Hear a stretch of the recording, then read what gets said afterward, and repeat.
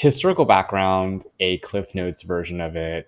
Taiwan was never really populated by Han Chinese people until, I don't know, like the 1500s, I think, when people started like percolating over. There were already kind of like Aboriginal indigenous islander folk who were living there. And actually, there's still pockets of those populations there.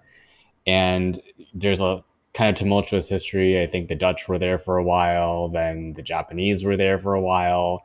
And to be honest, China's claim on Taiwan has always been really, really nebulous until the civil war in China drove the nationalists out of mainland China and over to Taiwan. And that was kind of like a split in China. Taiwan still officially recognizes itself as the Republic of China. And of course, like now, communist China is saying that Taiwan has always belonged to China. And that's kind of where it stands. So, like, a lot of world powers acknowledge that Taiwan exists, but it has no political independence. Like, if you go to any large city around the world, for the most part, you're not going to find a Taiwanese embassy or consulate or anything like that.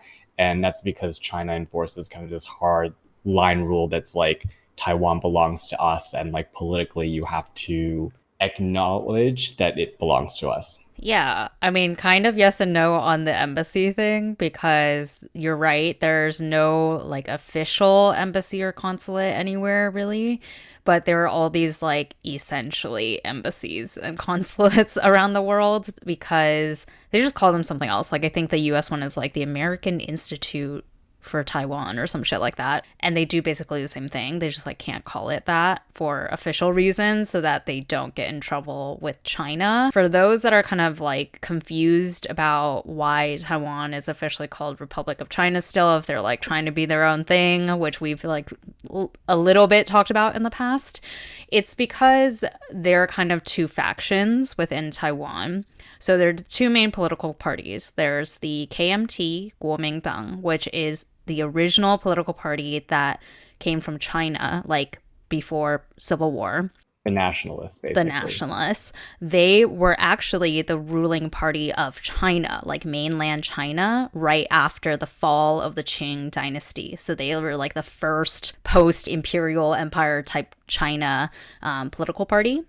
And then they, as Jesse mentioned, got pushed out by the communists into Taiwan. There was never a treaty signed or anything that like claimed the end of the war between these two factions of communist China and Kuomintang.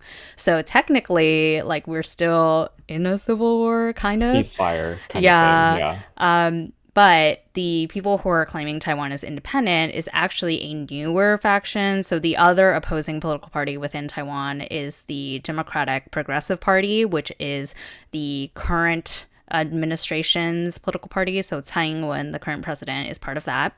And they're the group that are more kind of on the side of we're not trying to claim we are China. KMT is actually like Taiwan's like the OG China or like the real legitimate Yes. China, Cultural China. and we want to be recognized as China in addition to mainland, versus DPP is like, nah, Taiwan's kind of its own thing, like leave us alone. So that's kind of where those two factions like differentiate, but the official name of Taiwan is still Republic of China because the KMT established it as such in 1949 when they were pushed out into Taiwan, and we're still claiming like we're the real China. They just failed to actually take back mainland China, which was their original goal.